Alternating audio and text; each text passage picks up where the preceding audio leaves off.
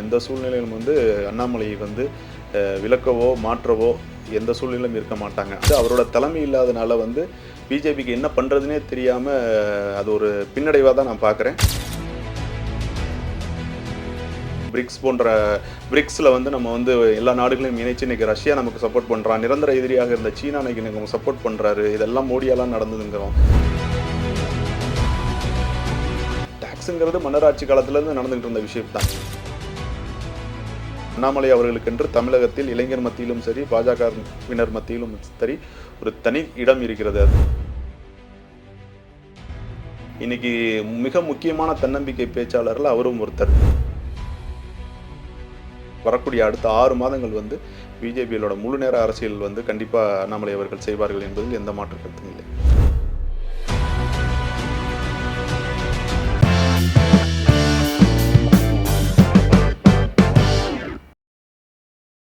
GeM TV நேயர்களுக்கு வணக்கம். இந்த காணொலியில் நம்ம கூட ஹைகோர்ட் அட்வொகேட் ஜெகன் சார் இருக்காரு. வணக்கம் சார். வணக்கம் சார். இப்போ அண்ணாமலை அவர்கள் பார்த்தீங்கன்னா இப்போ ரீசெண்ட் டேஸாக அவர் அந்த அரசியல் இதுலேருந்து அப்படியே ஒதுங்கிட்டே இருக்காரு. இது எப்படி சார் பார்க்குறீங்க? அண்ட் இதனால பிஜேபி பின்தங்கி இருக்குன்னு நினைக்கிறீங்களா சார்? இல்லை, அரசியலேருந்து ஒதுங்கிட்டு இருக்காரு. நீங்களும் உங்கள் கற்பனை உலகத்தில் நீங்கள் சித்தரித்து வச்சுருக்கீங்கன்னு நினைக்கிறேன். அவர் முழு நேர அரசியலில் தான் இருக்கிறாரு எங்கள் பார்வையில். அதே சமயத்தில் சமீபத்தில் நேற்று நடந்த பாஜக மையக்குழு மீட்டிங்கில் அவர் கலந்துருக்கிறாரு. பிஜேபியின் தேசிய அமைப்பு செயலாளர் மரியாதைக்குரிய BL சந்தோஷ் அவர்கள் நேரடியாகவே அண்ணாமலை அவர்கள் இல்லத்திற்கு சென்று அவரை நலம் விசாரித்து கூட்டத்தில் கலந்துக்கணும்னு சொன்னதன் அடிப்படையில் கூட்டத்தில் கலந்துக்கிட்டாருங்கிறதுலாம் நிறைய மீடியாவில் செய்திகள் வந்துக்கிட்டு இருந்தால் இருந்தது. ஸோ ஒதுங்கிட்டாருங்கிறது அங்கே கொஸ்டினே கிடையாது. அவர் முழு நேர அரசியல் பண்ணிட்டு தான் இருக்கிறாரு. அது தேவைப்படும் நேரத்தில் தேவைப்படும் விஷயத்தை மிக சிறப்பாக ஹேண்டில் பண்ணிட்டு தான் இருக்கிறாரு. சார், இப்போது நீங்கள் சொல்கிறீங்கல்ல உங்களுக்கு அவர் ஒதுங்கலை அப்படின்ற மாதிரி, பட் நடுவில் கொஞ்சம் பீரியடில் அவர் ஒதுங்கி தான் இருந்தார். அவர் ஒதுக்கப்பட்டாரா இல்லை அவரே டீசெண்டாக ஒதுங்கி இருந்தாரான்றது தானே சார் $1 மில்லியன் கொஸ்டின். இல்லை, அதுதான். நீங்கள் ஒதுக்கப்பட்டாரா ஒதுங்கினாங்கிறது கொஸ்டின் இங்கே இல்லை. அவர் மாநில தலைவராக இருக்கும் பொழுது முழு நேரமாக அவரோட ஒவ்வொரு நிகழ்வுகளும் மீடியா கவர் பண்ணிக்கிட்டே இருந்தாங்க. அவர் மாநில தலைவராக இருந்த பொழுது அவரோட ஒவ்வொரு நிகழ்வும் மீடியா கண்காணிச்சிட்டே இருந்தாங்க. ஒவ்வொரு நிகழ்வுகளும் அவர் நிகழ்வுகளின் முடிவில் பேட்டி கொடுத்துட்டு இருந்தார். அதனால் ஒரு பரபரப்பான அரசியல் சூழ்நிலையில் இருந்தால் தான் நம்ம உணர்ந்திருப்பீங்க. இப்போ ஒரு மாநில தலைவர் இல்லை. அவர் ஒரு பிஜேபி காரியகர்த்தாவாக நான் இயங்கி கொண்டிருக்கேங்கிறத பல மேடைகளில் சொல்லிகிட்டு இருக்கிறாரு.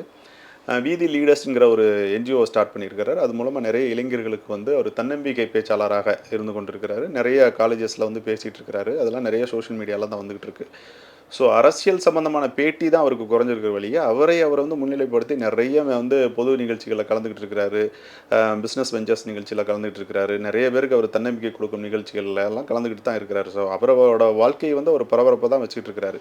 சார், தலைவர் பதவியில் திரு நயினார் நாகேந்திரன் அவர்கள் இருக்கும் பொழுது அவருக்கு வழிவிட்டு, ஆனால் அவர் முழுமையாக செயல்பட வேண்டும், தலைவருக்கான தனித்துவத்தை காட்ட வேண்டும், அதில் நம்ம தலையிட இருக்கக்கூடாதுங்கிறதுக்காக அவர் அரசியல் சார்ந்த பிஜேபி அரசியல் சார்ந்த நிகழ்வுகளில் அவர் நிறைய கலந்துக்கிறது கிடையாது. இப்போ ஆனால் ஒரு சில அரசியல்வாதிகள் சொன்னக்கூடிய விஷயங்கள் என்ன அப்படின்னு பார்த்தீங்கன்னா, பிஜேபிக்கு விசுவாசமாக இருந்த அண்ணாமலையை பிஜேபியே ஒரு சில காரணத்தினால தள்ளி வச்சதுன்னு தானே சார் சொன்னாங்க. இல்லை, அதுதான். அவர் ஆணித்தரமாக சில விஷயங்கள்லாம் முன்னாடியே பேட்டி கொடுத்துருக்கிறாரு. நான் பிஜேபியில் தலைவர் பதவிங்கிறது ஒரு வெங்காயம் மாதிரி, அது உரிக்க எவ்வளோ லேயர் வருமோ அந்த லேயர் போல தான் அந்த தலைவர் பதவி.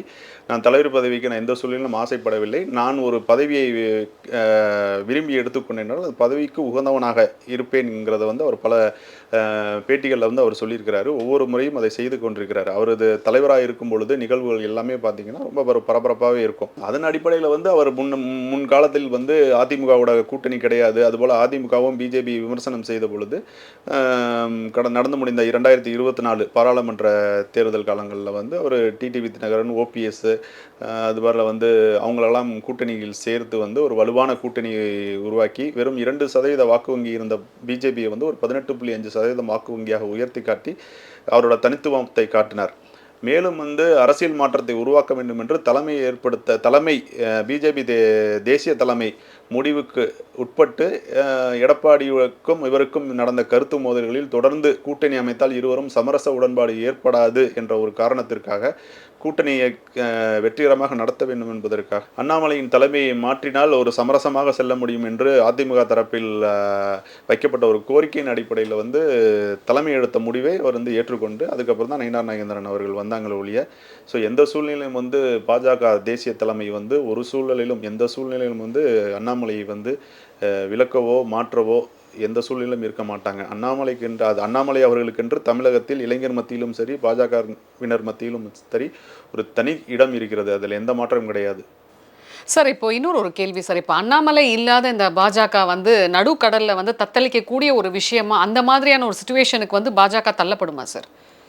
இல்லை பாஜக தள்ளப்படும் சொல்லி அண்ணாமலை இருந்தால் ஒரு அக்ரஸிவாக வந்து பாலிடிக்ஸ் வந்து ரொம்ப ஒரு பரபரப்பான ஒரு சூழ்நிலையை அவர் உருவாக்கிட்டு இருப்பாங்க. சமீபத்தில் வந்து எங்களை போன்ற அரசியல் விமர்சகர்களுக்கு அதுவே ஒரு கேள்வியாக தான் இருக்குது. இப்போ அண்ணாமலை அவர்கள் இருந்திருந்தால் இன்றைக்கி எவ்வளோ விஷயங்கள் வந்து இன்றைக்கி இந்திய அளவில் வந்து பிரதமர் மோடியின் செயல்பாடுகள் உலக அளவில் பேசப்படக்கூடிய ஒரு விஷயமா இருந்துக்கிட்டு இருக்குது.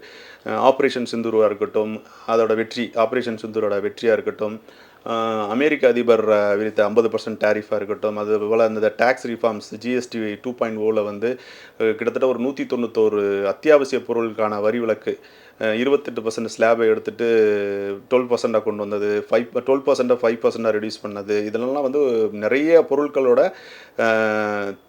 விலைவாசிகள்லாம் நிறைய குறைஞ்சிருக்கு.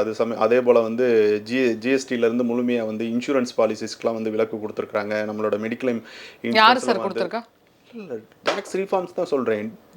உங்களுக்கு இந்தியன் கவர்மெண்ட் பண்ணியிருக்கிறது வந்து பொதுமக்களுக்கு வந்து ஒரு அத்தியாவசியான தேவைகளை வந்து பூர்த்தி செய்யும் விதத்தில் இருக்குது. இதெல்லாம் வந்து பிஜேபி தரப்புலேருந்து கொண்டாடக்கூடிய ஒரு நிகழ்வு, பொதுமக்களோட கொண்டு போய் சேர்க்க வேண்டிய நிகழ்வுகள்லாம் வந்து அவரோட தலைமை இல்லாதனால வந்து பிஜேபிக்கு என்ன பண்ணுறதுனே தெரியாமல் அது ஒரு பின்னடைவாக தான் நான் பார்க்குறேன்.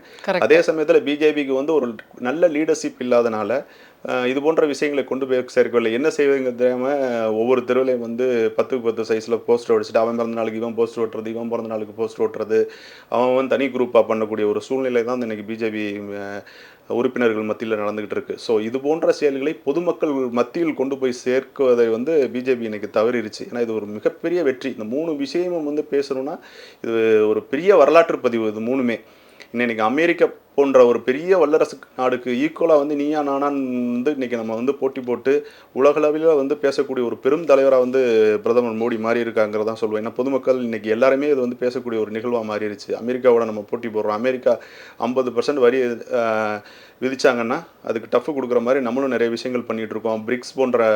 பிரிக்ஸில் வந்து நம்ம வந்து எல்லா நாடுகளையும் இணைச்சு இன்றைக்கி ரஷ்யா நமக்கு சப்போர்ட் பண்ணுறான். நிரந்தர எதிரியாக இருந்த சீனா இன்றைக்கி நமக்கு சப்போர்ட் பண்ணுறாரு. இதெல்லாம் மோடியாலாம் நடந்துங்கிறோம்.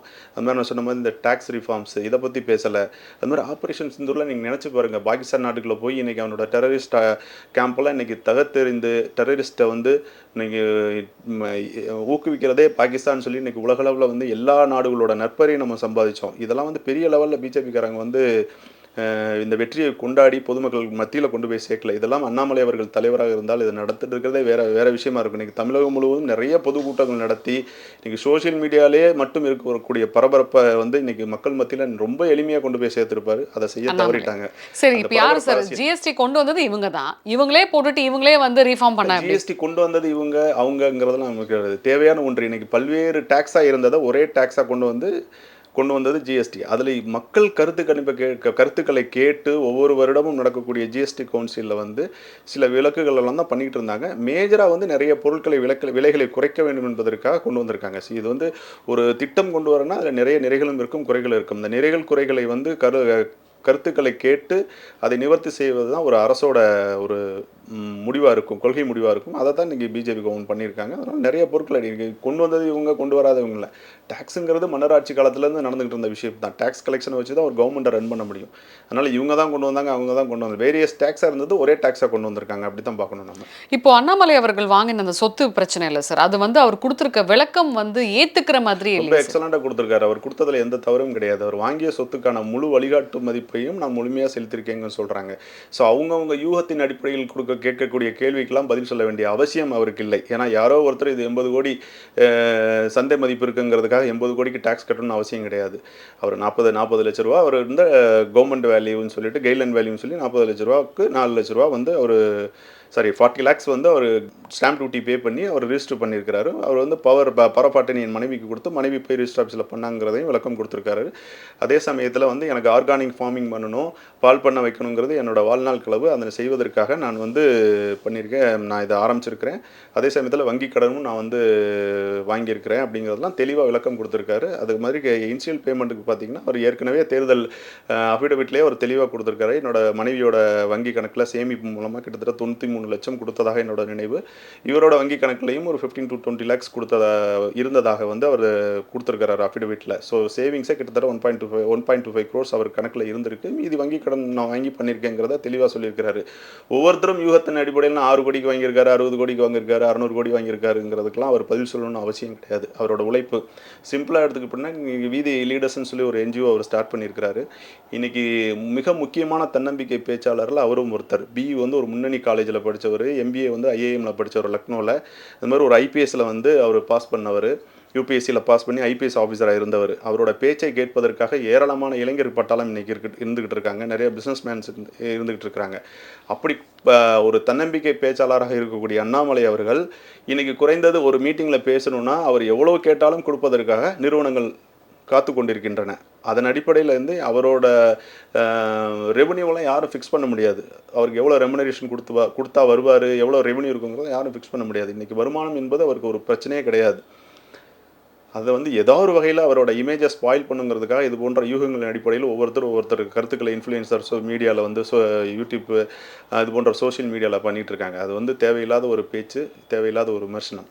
சார், இப்போ நீங்கள் அண்ணாமலை வந்து அந்த வெற்றிடத்தை வந்து நீங்கள் சொல்கிறீங்க இல்லையா, இப்படி இருந்திருக்கலாம், அப்படிலாம் ஆயிருக்கும் அப்படின்னு சொல்கிறீங்களா? அப்போ நைனா நாகேந்திரன் வந்து இந்த அளவுக்கு வந்து செயல்படலைன்னு நினைக்கிறீங்களா சார்? இல்லை, ஒவ்வொரு லீடருக்கும் ஒரு குவாலிட்டி இருக்கும். அவங்களோட ஒர்க்கிங் ஸ்டைல், ஒர்க்கிங் பேட்டர்ன் வித்தியாசமாக இருக்கும். இவர் வந்து ஒரு கைதேர்ந்த ஒரு அரசியல்வாதி, கிட்டத்தட்ட ஜெயலலிதா காலத்திலிருந்தே மந்திரியாக இருந்தக்கூடிய நபர், ஒரு 30-35 வருஷம் அரசியல் கற்றவர், கைதேர்ந்தவர். அவரோட அரசியல் பாணி வேறமாக இருக்கும். ஸோ அண்ணாமலை அவர்களின் அரசியல் வேற பாணி. அதனால தான் நிறைய இளைஞர்கள் கவர்ந்து ஒரு கரிஸ்மேட்டிக், அதாவது ஒரு நடிகர் விஜய்க்கு வந்து என்ன ஒரு பேர் புகழ் ஒரு இளைஞர் பட்டாளம் இருக்கோ அதை வந்து எந்தவித அரசியல் பின்னணியும் இல்லாமல், ஒரு நடிகராக இல்லாமல், தான் கற்ற கல்வி, தன்னோட பேச்சாற்றல் பெற்றவர் தான் வந்து திரு அண்ணாமலை அவர்கள். ஸோ ஒரு குறிப்பிட்ட காலத்திலே வந்து பாஜகவின் வாக்கு வங்கி வந்து கணிசமான அளவில் உயர்த்தியவர். அதில் எந்த மாற்றமும் இல்லை. அது எல்லாருமே வந்து ஏற்றுக்கொண்ட ஒரு விஷயம். ஸோ அப்படிப்பட்ட ஒரு தலைவராக இருந்தவர் வந்து அவரோட அரசியல் களம் வேறு, அவர் பயணித்த களம் வேறு. ஆனால் இன்றைக்கி ஒருங்கிணைத்து தான் நேற்று நடந்த பிஜேபி மையக்குழு மீட்டிங்கில் வந்து அண்ணாமலை அவர்கள் வாயாலே வந்து தேர்தல் பரப்புரை வந்து இப்போ இருக்கக்கூடிய பிஜேபி மாநில தலைவர் நைனா நாகேந்திரன் அவர்கள் அவரோட ஷெட்யூலெல்லாம் வந்து அவர் சொன்னார். அதே சமயத்தில் வந்து இவரும் வந்து முழு நேரமாக வந்து தேர்தல் பரப்புரையை ஸ்டார்ட் பண்ணக்கூடிய விஷயங்கள் நடந்துகிட்டு இருக்கு. வரக்கூடிய அடுத்த 6 மாதங்கள் வந்து பிஜேபியோட முழு நேர அரசியல் வந்து கண்டிப்பாக அண்ணாமலை அவர்கள் செய்வார்கள் என்பதில் எந்த மாற்று கருத்தும் இல்லை. இப்போ இன்னொரு சந்தேகம் சார், பொதுவாக இந்த சினிமா இண்டஸ்ட்ரியில் இருக்கக்கூடிய இந்த ஃபீல்ட் அவுட் ஆக்ட்ரஸ்ன்னு சொல்லுவாங்க, காணாமல் போன ஆக்ட்ரஸாக இருக்கட்டும், ஃபீல்ட் அவுட் ஆனவங்கலாம் வந்து ஏன் சார் பாஜகவில் வராங்க? இல்லை, அப்படி சொல்ல முடியாது. எல்லா கட்சியிலுமே எல்லாரும் இணைய தான் செய்வாங்க. எது கம்ஃபர்டபுளாக இருக்குது, யாரை பார்த்து வர்றாங்கிறது முக்கியம். அதனால் வந்து ஒருத்தர் வர்றாங்க, அவங்களுக்கு எது கம்ஃபர்டபுளாக இருக்குது, எந்த கட்சியோட கொள்கைகள் பிடிச்சிருக்குங்கிற அடிப்படையில் தான் வந்து வருவாங்க ஒழிய, எவ்வளோ பேர் இணைகிறாங்க, எவ்வளோ பேர் அரசியல் கட்சியை விட்டு போகிறாங்க. ஏன்னா இன்றைக்கி ஒரு நடிகருங்கும் போது இந்த நடிகர் இதில் சேர்ந்தாருங்கிறது இன்றைக்கி மீடியாவில் பேசு பொருளாக இருக்கிறதுனால நடிகர்கள்லாம் பிஜேபிக்கு வர்றாங்க, ரவுடிங்கெல்லாம் நடிகர்கள் வரவே இல்லை, நடிகைகள். அதை தான் சொல்கிறேன், நடிகர்கள்லாம் பிஜேபிக்கு வர்றாங்க, ரவுடிங்கெல்லாம் பிஜேபிக்கு வர்றாங்க. எல்லா கட்சியிலையும் புதிய நபர்கள் இணைந்து கொண்டு தான் இருக்கிறார்கள். ஒரு இது போன்ற நபர்கள் உள்ளே வரும்போது அது ஒரு பேசு பொருளாகிடுது. இப்போ கொள்கைக்காக ஆசைப்பட்டு வந்த மாதிரி தெரியல சார், இது ஒரு மார்க்கெட்டிங் ஸ்ட்ராட்டஜி மாதிரி இருக்குது. அதாவது வந்து தன் மீது, தனது கட்சி மீது நம்பிக்கை இல்லாதவங்க தான் வந்து நோன் ஃபெமிலியர் ஃபிகர்ஸை வச்சு மார்க்கெட்டிங் பண்ணுவாங்க.